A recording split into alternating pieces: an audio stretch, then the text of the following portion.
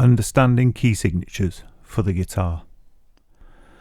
Whilst this tutorial is aimed at the guitar, the same theory works for all other instruments. It's just that we'll be using the guitar as the main point of reference.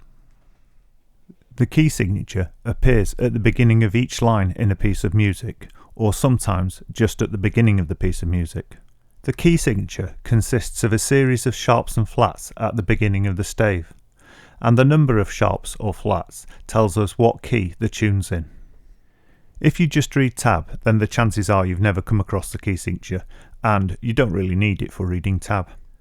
However, if you want to understand the guitar in greater depth, and you want to know about modes and how to write music for the guitar, then you really need to understand the theory behind key signatures and get to know what key you're playing different tunes in. To help you understand this tutorial, and so you don't get confused, you really need to know the 1-octave major scale. So, before we go any further, we'll revise the G major scale. If you already know it, you can skip forward, but otherwise, let's revise it now. This is how we play the G major scale. Play the 3rd fret of the bottom E string with the 2nd finger. Then play the 5th fret of the bottom E string with the 4th finger. Play the 2nd fret of the A string with the 1st finger. Then play the 3rd fret of the A string with the 2nd finger. And play the 5th fret of the A string with the 4th finger. Play the 2nd fret of the D string with the 1st finger. Then play the 4th fret of the D string with the 3rd finger. And finally, play the 5th fret of the D string with the 4th finger. Here is how the complete scale should sound.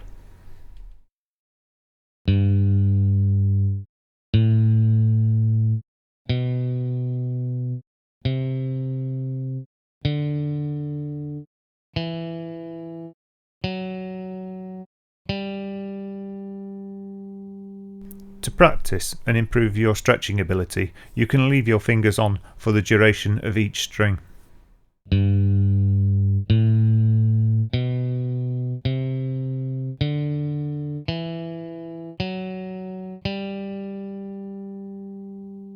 When you feel happy and comfortable playing up the entire scale, you can play it back down again simply by reversing the order of the notes.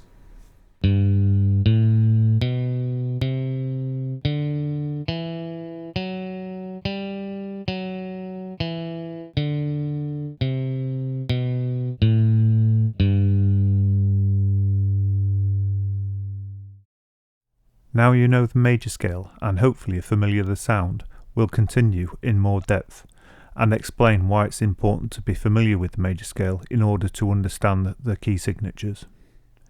The major scale can be considered the DNA of Western music. Virtually every chord and scale you play can be traced back to the major scale somewhere. You would have started learning the major scale, or certainly the major scale sound, from primary school when learning the do, re, mi's. All of this being said, the structure of the major scale is very simple, and it's simply a pattern of semitones, which can be demonstrated in terms of semitones or semitones and tones. For a guitarist, it's probably easier to remember the pattern for the major scale in terms of semitones, because a semitone is just a fret gap. So, the pattern for the major scale is 2, 2, 1, 2, 2, 2, 1. We can demonstrate this on the guitar using either the bottom E string or the top E string. I'll be demonstrating this on the bottom E string. The first note I'll play is the bottom E string. Then 2 frets up, which is the 2nd fret, 2 frets up again, which is the 4th fret, 1 fret up, which is the 5th fret, 2 frets up, which is the 7th fret, 2 frets up again, which is the 9th fret, 2 frets up again, which is the 11th fret, and 1 fret up, which is the 12th fret. I'll do that again more quickly. Open string, 2, 2, 1, 2, 2, 2, 1. And again without me stating the numbers.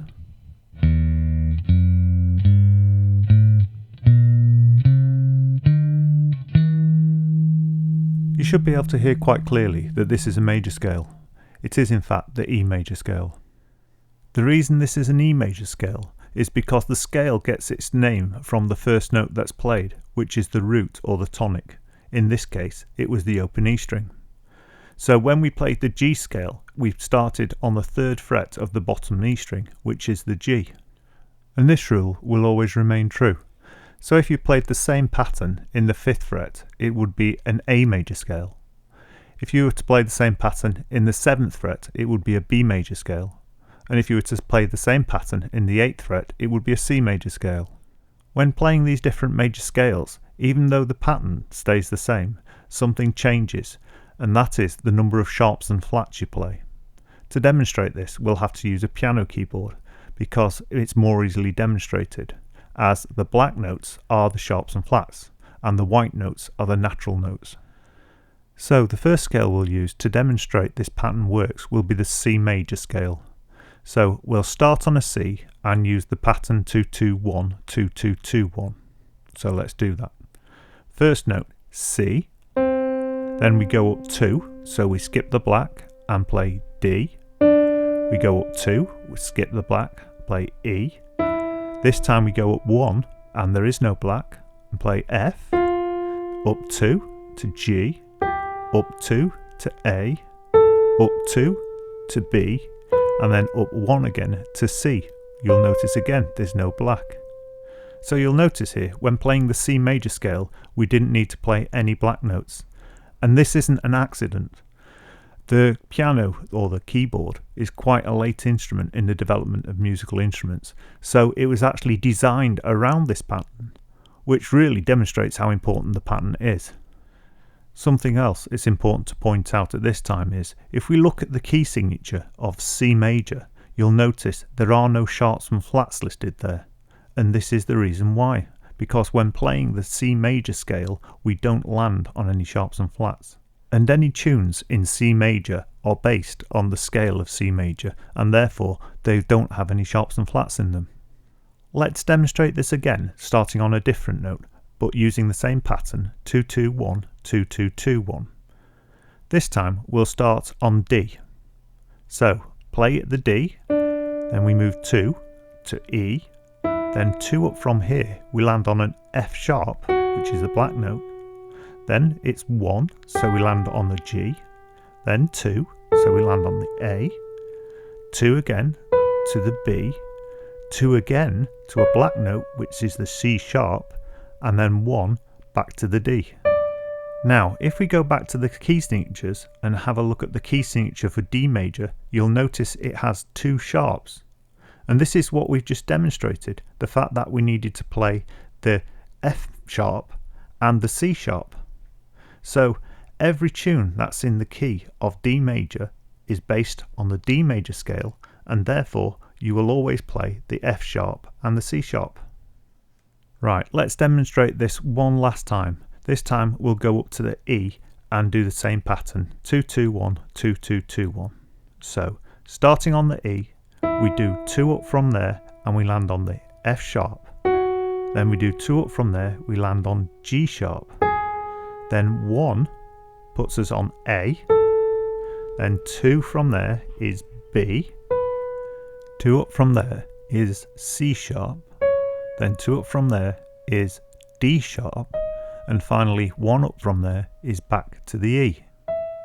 If we look at the key signatures now, you'll notice that the key signature for E major has 4 sharps in it.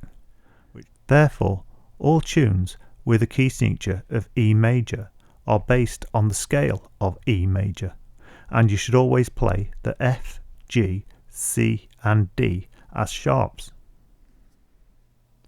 In conclusion then, the key signature tells us which major scale the tune is based on, and this really reinforces why scales are so important.